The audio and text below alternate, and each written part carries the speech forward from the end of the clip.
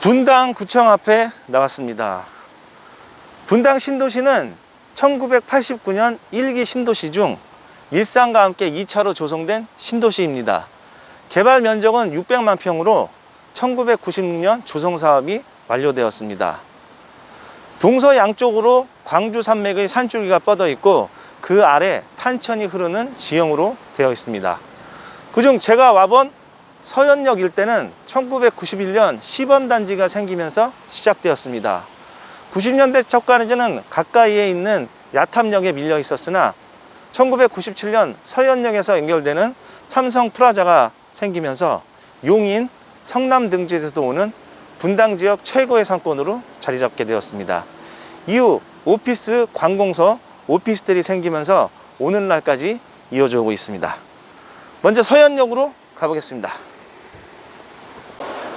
서현역 위에는 구 삼성 프라자, 현재 AK 프라자가 있습니다. 서현역을 들어오려면 이 AK 프라자를 지나가야 되기 때문에 민자 역사로 오인받는 경우가 있는데 별개의 사업으로 진행되었기 때문에 민자 역사는 아닙니다. 1기 신도시의 대표적인 상권 중 일산의 정발산역, 분당 신도시의 서현역, 평촌의 범계역이 있는데 그 중에서 서현역과 범계역은 지하철 출구에서 나오면 상권으로 바로 연결되어 있기 때문에 공실 비율이 적습니다. 이 서현역 상권은 AK 프라자를 중심으로 양쪽 출구로 상권이 나눠져 있습니다. 분당구청 방향이 그쪽으로 먼저 나아가 보겠습니다.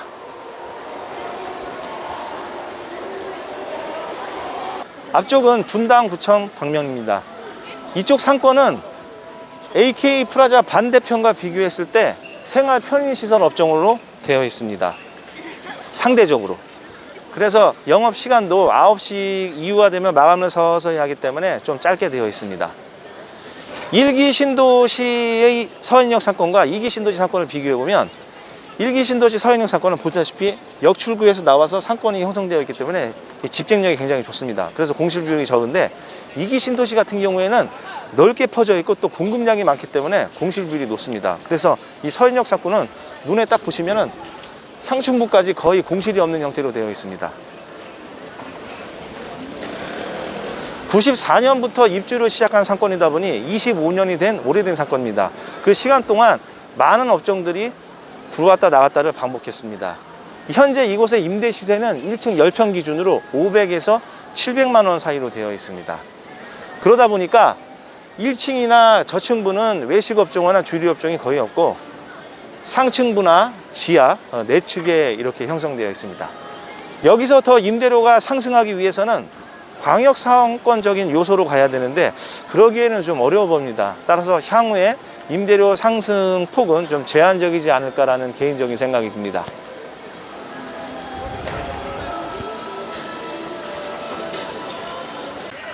이 서현역 가까이에 있는 상권들과 서현역을 비교해보면 정자역은 상대적으로 여성 비율이 좀 높은 상권인 것 같고 야탐역은 중장년층, 이 서현역은 학생들 비중이 좀 많다는 느낌을 받습니다. 그래서 이 영풍문고나 교보문고 같은 대형 서점들이 있습니다. 이 서현역 상권은 대표적으로 관공서가 밀집되어 있고 오피스가 있고 증권 금융사가 있고 또 병원 한의원 시설들이 있고 주변에 아파트라는 배후 세대가 있습니다. 이러한 요소들로 인해서 굉장히 안정된 상권으로 자리 잡고 있는 곳이기도 합니다. 이 앞쪽 주변은 오피스 사무실들이 있어서 직장인들 수요가 있는 곳입니다. 점심시간에 사람들이 많고 저녁시간에도 간간히 있습니다. 하지만 오늘은 일요일 저녁 6시가 넘다 보니까 이 조금 썰렁한 감이 있긴 한데 서점 주위에는 그래도 사람들이 모여 있네요. 반대편으로 가보겠습니다. 반대편 5번 출구에서 나왔습니다. 지금 갔던 상권하고 모습이 거의 비슷하게 되어 있어요. 그러나 이쪽은 서울 방향으로 하는 버스 노선과 오피스텔이 있어서 상대적으로 유동인구가 좀 더 많습니다. 그리고 먹자 상권과 유흥 상권이 있고 20, 30대, 40대까지의 비중으로 형성되어 있습니다. 방금 갔던 출구 쪽에 나오면 올리브영이 있는데 이쪽도 나오니까 올리브영이 있는데 똑같이 있습니다. 올리브영이 이 상권에 지금 2개나 있는 거예요. 이렇게 올리브영과 비슷한 소매 업종들이 겹치는 부분들이 있어요. 그만큼 이제 유동이 많다는 뜻이겠죠. 임대료 수준이 높다 보니까 외식업종과 주류업종은 그 상층부나 저층 지하 또 저 오피스텔 주변으로 이렇게 몰려 있습니다.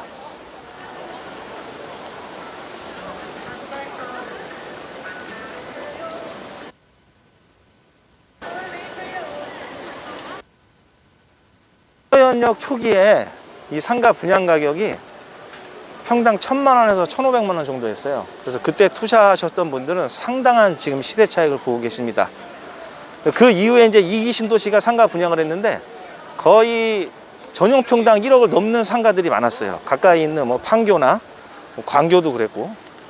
그러다 보니까 이제 수익률을 뭐 3%만 맞춰도 임대료가 뭐 굉장히 비싸져요. 근데 거기다가 또 공급량까지 많다 보니까 이 상권이 정착하는데 어려움이 있습니다. 그래서 그 광교나 그 판교 일대도 중심 상권을 제외한 부분에 공실들이 많고 또 상권이 계속 정착을 못하는 이유이기도 합니다. 그에 반해서 이 서현역은 계속 반복되는 얘기인데 이런 밀집도에 의해서 임대료 상승이 꾸준히 유지되어 왔고 정착이 된 상권입니다.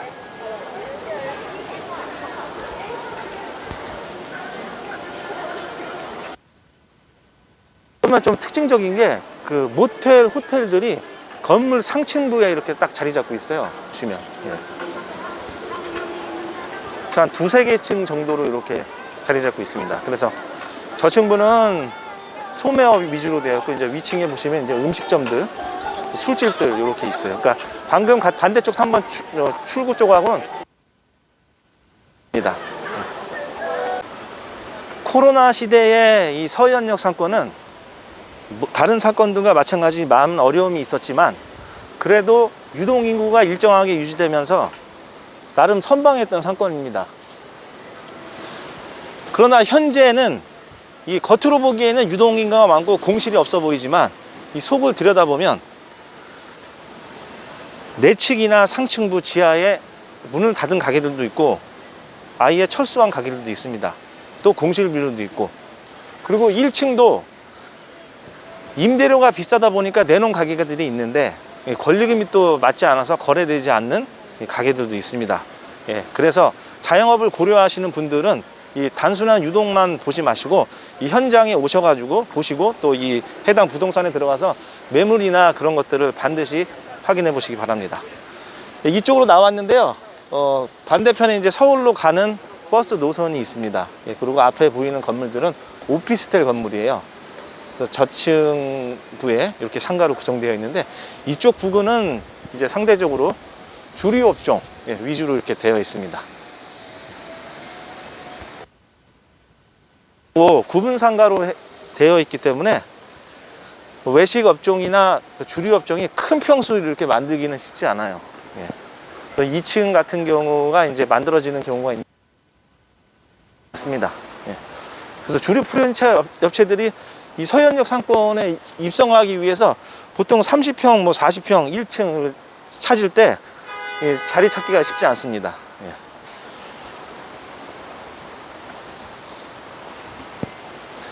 이 서현역 상권 메인을 기준으로 해서 이제 2면, 3면으로 가볼 건데, 이 2면 쪽 같은 경우에는 과거에 유흥업종이 밀집되어 있는 곳이었습니다.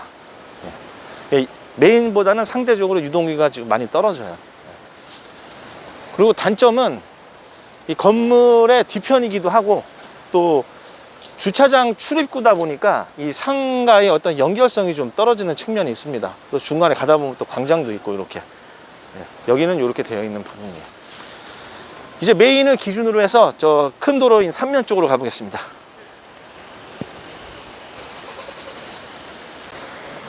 앞쪽에 있는 주유소는 1999년에 개봉했던 주유소 습격 사건, 그 영화의 촬영지였습니다.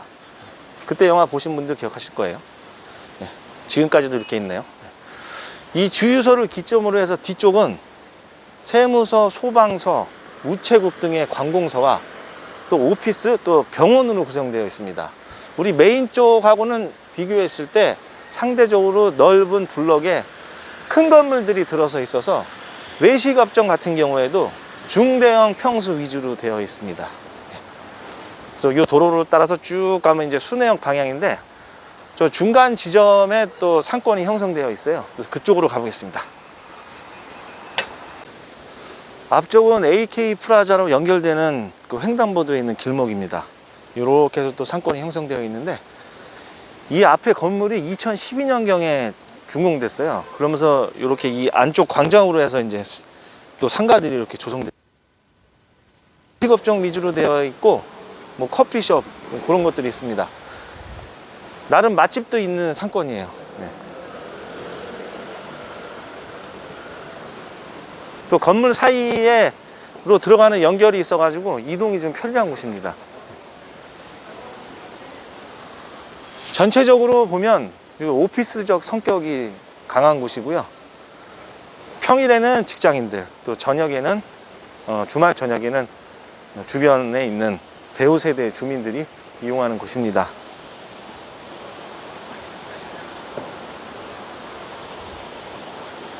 이 좋은 상권에 몇 가지 특성이 있는데 역세권에 있고 또 임대료와 권리금이 안정되어 있게 받쳐주고 있고 또 점심에는 직장인들, 저녁에는 배우 세대들이 있는 그 상권의 요소들이 있는데 이 서현역 상권이 그런 요소에 해당되는 곳입니다.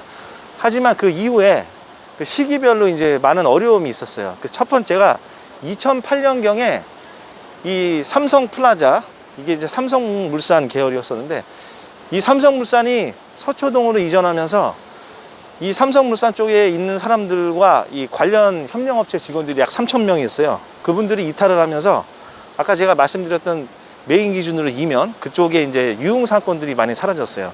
그러면서 상권이 어려움이 좀 있었고, 두 번째는 분당 신분당선 이 개통되면서 강남으로의 수요가 좀 이탈이 됐던 적이 있었고, 이 세 번째는 2015년경에 판교 신도시에 현대백화점이 이제 생기면서 그쪽으로 또 이동하면서 어려움이 있었습니다. 향후에는 판교의 제2, 제3 테크노빌레가 조성이 되면 그쪽에 또 유동인구가 늘어날 텐데 이것이 서현역으로 연결이 된다면 좋은 효과를 나타낼 것이고, 반대로 된다면 좀 어려움의 측면이 있을 것으로 예상이 되어지긴 합니다.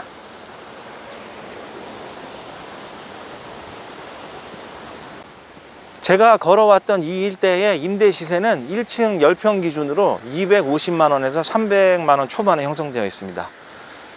앞에 분당 재생병원까지 왔습니다. 이 분당 신도시는 인구 팽창에 대한 그 주변 지역의 공간 확장을 염두에 두고 설계된 곳입니다. 그래서 인구 팽창이 되는 시기인 1990년대 말에 수지와 동백지구의 신도시가 개발이 됐고, 또 팽창이 되는 시점인 2005년경에 판교 신도시를 만들었고요. 2010년경에 이제 광교 신도시가 생기면서 주변으로 순환하면서 이제 인구 구성이 이렇게 분산되고 왔습니다. 그래서 상권도 지금은 현재 독립적으로 각각 형성되어 있습니다. 신도시별로. 그래서 과거의 서현역 상권은 초기에 용인이나 성남에서도 오는 중광역 성격으로 자리 잡으면서 분당 최고의 이 상권으로 유지되어 왔는데, 현재는 그 주변 오피스, 금융과 관공서, 또 배우 세대를 중심으로 정착되어 있는 곳입니다. 그래서 외부 유입은 극히 한정되어 있습니다. 하지만 그 주변에 있는 신도시들의 경쟁 상권들과 비교했을 때 아직까지는 비교 우위에 점하고 있는 것도 사실이기도 합니다. 오늘은 분당 서현역 상권을 봤습니다. 다음 편에는 의정부로 가보겠습니다. 오늘은 마치겠습니다. 감사합니다.